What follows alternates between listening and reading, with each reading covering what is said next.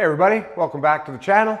In the past we've sharpened reamers, we've sharpened tapered reamers, we've custom sized reamers, we've done just about everything you can to a reamer. Today we're going to make one from scratch.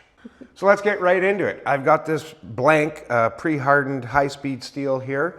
It's just over 3/8 of an inch diameter. It's a metric size. And so that's perfect to make a reamer that's around 3/8 of an inch.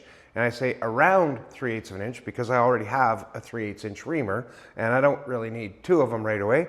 So I'm going to make this one a thou over 3/8 of an inch. That way it will produce more of a slip fit, whereas this one would produce more of a press fit. Step one, center holes. This blank is around 63 Rockwell, which is a hard, typical high-speed steel hardness. So there's no way we're going to be able to put a center drill in here, a center hole in here with a high-speed steel center drill because they're the same hardness. So I've got this little carbide center drill and we're going to attempt to pop some center holes in with it.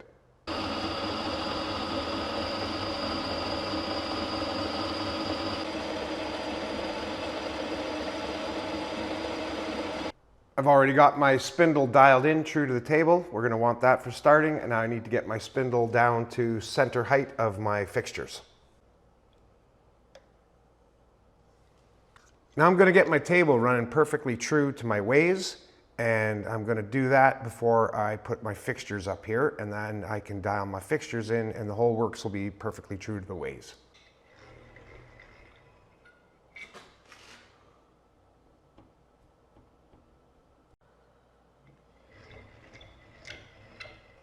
Boom, zero, nice.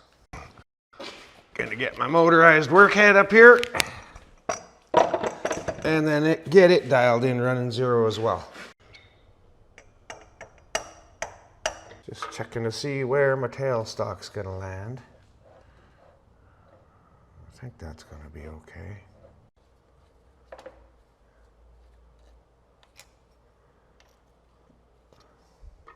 Got my little drive dog that I made here, just bored out a nut, drilled and tapped a hole in it, and that makes a perfect little drive dog.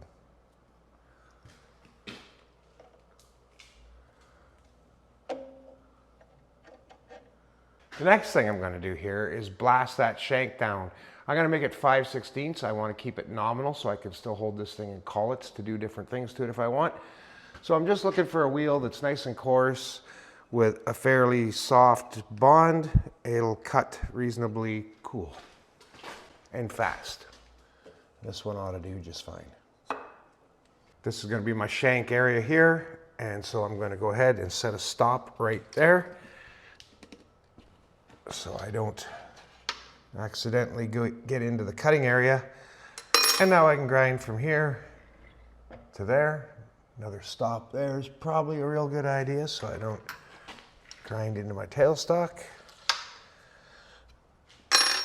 And now I'm going to get my dust collector hooked up.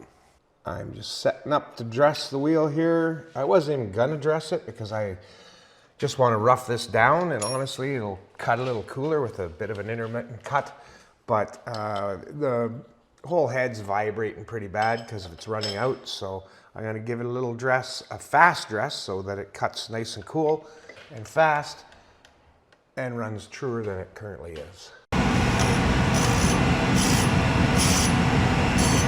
The speed at which you pass the dressing tool past the face of the wheel is going to help determine how fine or coarse a finish you get. So a really fast cut with the diamond past the wheel is going to give you a cooler cutting action and a more free cutting action, but a rougher finish. And then a real slow pass by will give you a much finer finish, but it will generate more heat.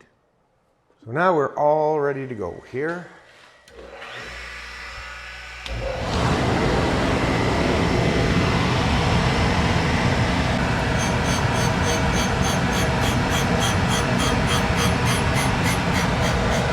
Three-jaw chuck on my lathe doesn't run right true. Certainly nowhere near as true as things will run between centers on this machine.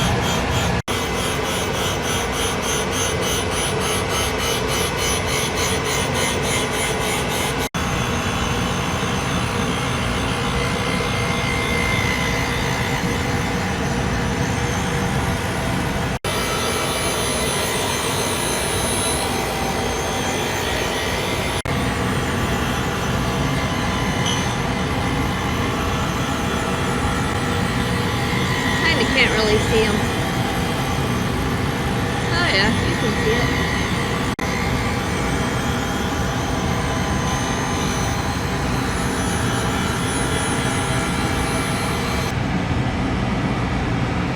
little lavatory I got growing there.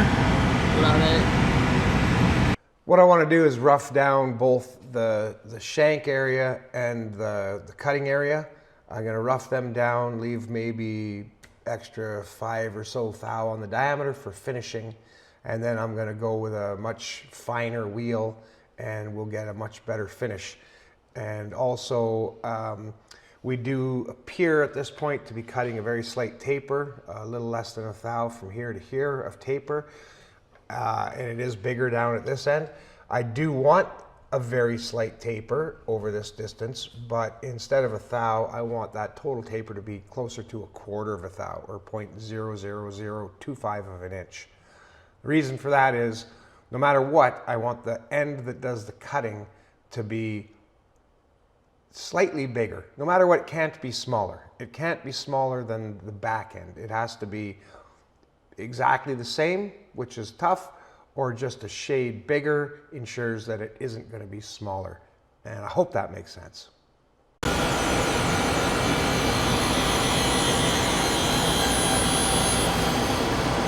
My shank's roughed down. I'm about 5.5 thou over finish size. Got a pretty lousy finish on there, and I got a bit too much taper on there, but we'll fix that up when we come to finishing. For now, I'm going to put my drive dog down on the other end, and we're going to work on the cutting area, get that roughed down closer to size.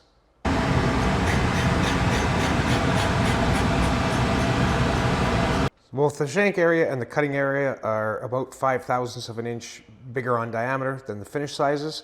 So now I'm going to swap this wheel out, put a nice fine wheel on there, give it a nice fine dressing. I'm going to switch back around, put my drive dog on the other end, and I'm going to start working on my shank. The reason is, now I want to very carefully fine tune how much taper I'm putting on this thing.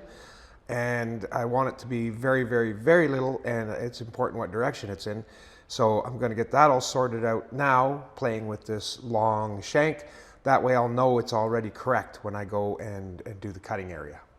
Whenever I'm really hogging things down on this machine, I mean, I get a lot of, dust that spills over that the dust collector doesn't catch. And I quite often get these really cool little stalagmite type growths. I think what's happening is, as the sparks come off, they're essentially liquid, or at least plastic, and they're able to stick together, and they form these really fragile but kind of fractal looking little things. I think that's pretty cool.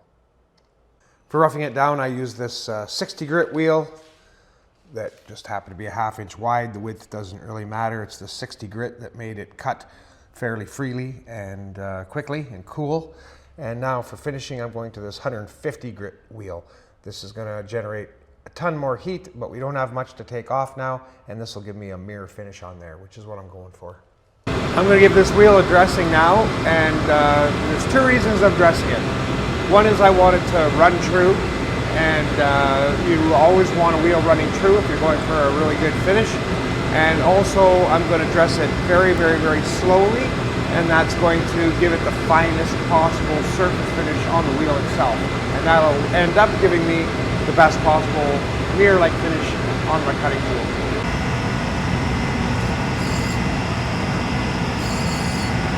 Now that it's trued up and running round, I'm going to give it a very little bit of infeed here, just a 1/2 thou or so, and I'm going to move across it really slowly.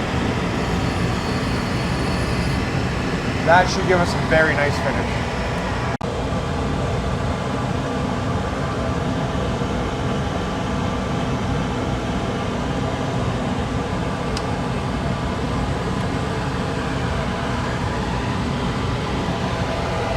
I am going to have to adjust my stop because the other wheel was wider. I want this wheel to make it all the way to the end of its travel.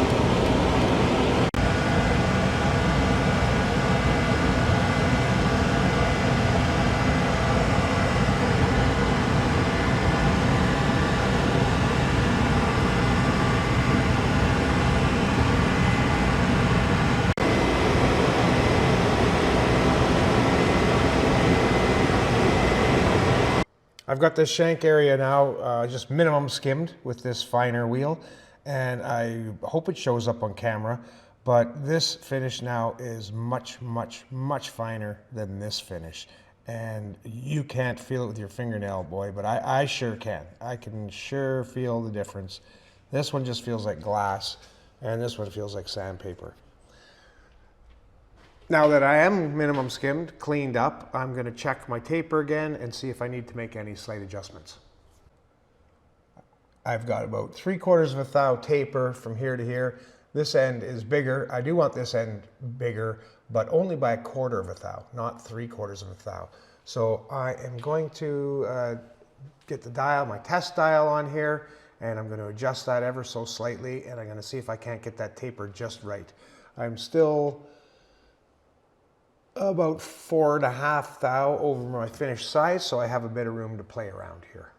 Because I want to change this taper by about 1/2 thou in the diameter, that means I'm going to need plus 1/4 of a thou down at this end and 0 at this end, and that should adjust this taper to exactly where I want it.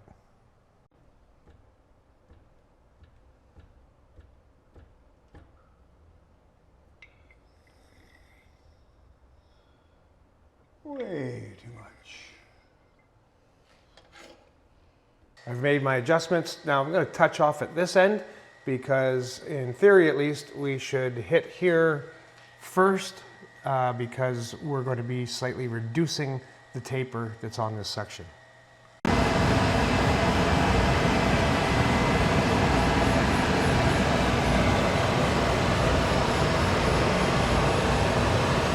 I've got this taper to where I want it now, just a few tenths of a thousandths of an inch, and so I'm going to go ahead and bring this shank down to finish size. Shank is done. Next step is to put the flutes in. Now I've got this sample reamer, so we're going to want to grind these flutes in here, and these flutes do two things. They're a nice spot for chips to chill out while we're making our cut, but more importantly, this creates our tooth face right here. And if you look here at our tooth face and notice, it actually creates a line that passes well behind center. And so what that's doing is giving us a positive rake to the face of our tooth. And that's going to be really important. So we're going to try and recreate that rake angle exactly. I've moved over to this other machine now. And the reason is I haven't finished at my actual cutting diameter yet. I want to do that after I put the flutes in. And so I'm going to set this machine up to cut the flutes in, and then I'll go back to my original setup, which I haven't touched. It's still going to be exactly the way I left it, and we will put our finished lands on in that machine. Okay, what do we got? Okay, so I've got a setup made here. I had to get a little creative. There's no room to get a tailstock in, and I've got this future reamer sticking out pretty far for grinding. I didn't want that going crazy and chattering on me, so I just made a little makeshift steady rest here to give it some support a little closer to the work, where the work is happening. And now again, we're cutting these flutes in here, and just as luck would have it, the shape of this cup wheel is almost perfect to give me my tooth face nice and straight, and then this angle up the back of the tooth over here. And so I'm going to be coming in kind of like that with my tool. And if you look here, the square is right up against the cutting edge of the wheel, and that line passes slightly behind center. I don't know if you can quite make that out, but that's what's happening. That's what's going to give us a little bit of positive rake on our tooth face. So I've got my stop set up. I'm going to make my cuts by plunging downwards, and then I'll index through each of the 6 teeth, and then I'll plunge down again. And I'll keep doing that until I have a very, very small land left, and then we'll go back in the other machine and we'll clean that land up and give it that nice finish that we want and bring it to size. Okay, let's make some flutes.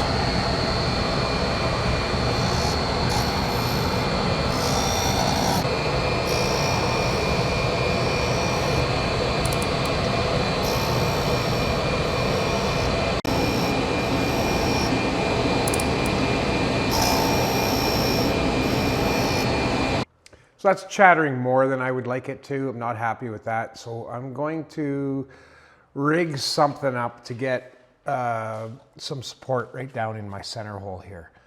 So I will come back and explain that to you guys once I've got that sorted out.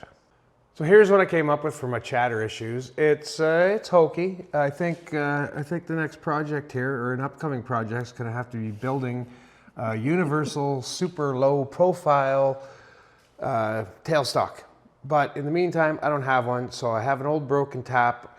I hand ground the end of it down to roughly 60 degrees. I loaded this whole little unit up with some pressure, jammed it in the hole, and I think this is going to give us a bit more support. Let's see what happens.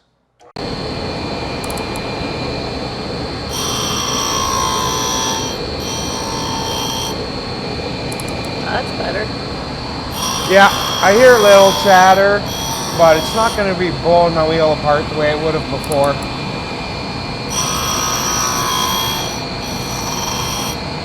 I'm just going to paint these lands up with a little marker so I can watch them getting smaller with every pass around, just so I don't lose track where I'm at.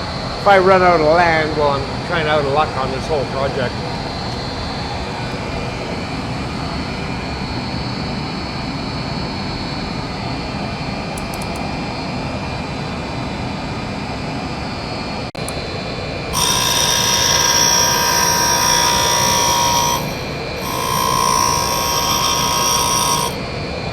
So that's my flutes done. Having a rough day today, folks. I actually came around the one time there, I was out of index and knocked the front off this tooth. Darn it.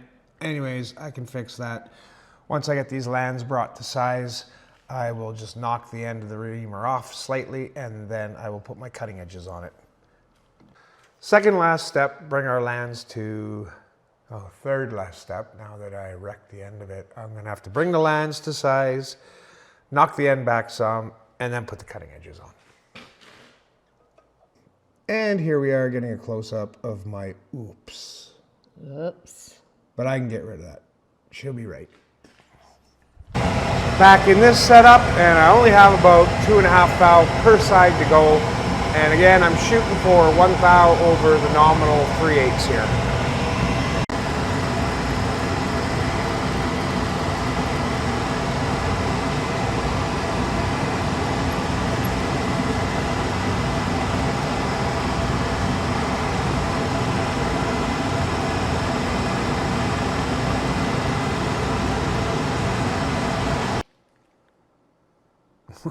I can't see.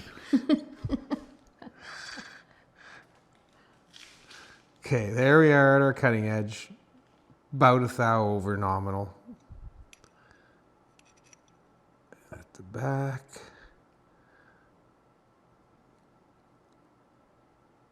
Or just a shade smaller.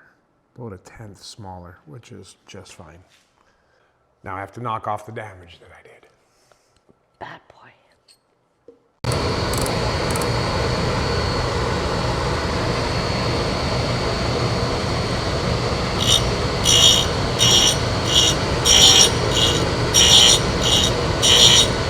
Got that little bit of damage that I caused there. I'm getting rid of that now. I'm losing my center hole in the process, but that doesn't matter. We're done with the center hole.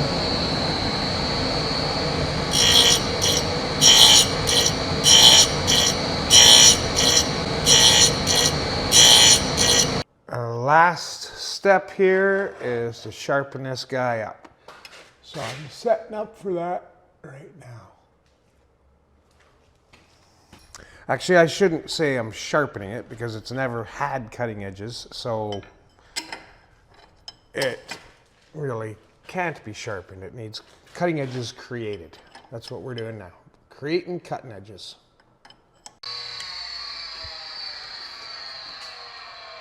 This cutting edge is going to have a clearance angle on it, of course, so it can be a cutting edge.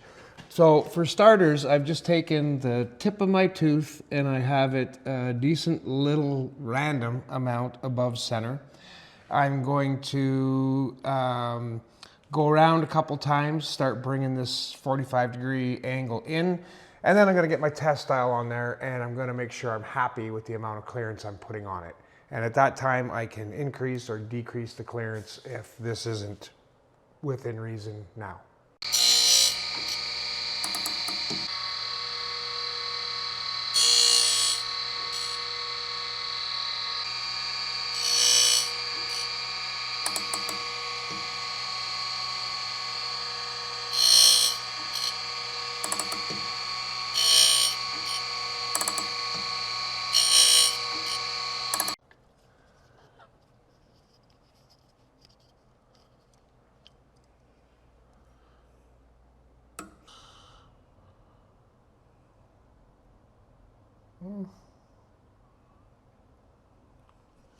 I think I want a little more clearance than that on there.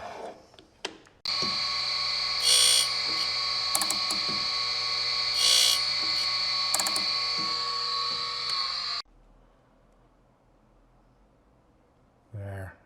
I'm a lot happier with that. That's a good clearance. All right. Let's see if we can ream a hole with this thing. To the lathe. To the lathe. I guess before we put this in the lathe and get it all dirtied up, I should show you our finished product here. So you can see we've got that little bit of rake on the face of our tooth like we wanted. And we've got some nice small lands here. If you recall, it's about a tenth or two bigger at the front than it is at the back. So that's great. It'll cut and then it'll clear, but this isn't so small that we lose that support. So that's just the way I wanted it. My center hole is gone because I had a moment there and wrecked the tooth and had to grind it back. And now we're gonna go ream a hole, see what happens here. I've got a piece of mild steel in the lathe here.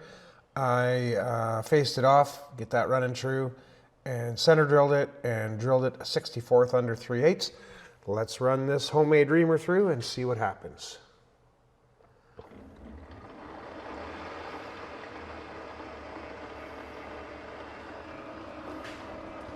Nice slow speed. Lube her up a bit.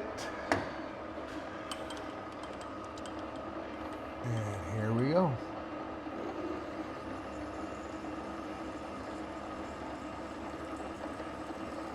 Very nice.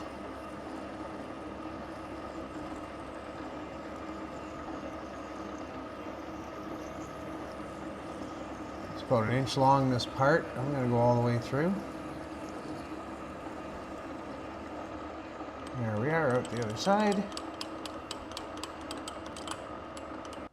Well, that's going to do it for this video, guys. I hope you've enjoyed the building of a reamer from scratch. Massive thank you to our Patreon members, and we'll see y'all in the next one. Around 3 inch, and I say around 3 inch because 3 inch? Nope, we're gonna have to redo that. And did I say 3 inch again? Damn it. Action. Okay, what we got? Okay.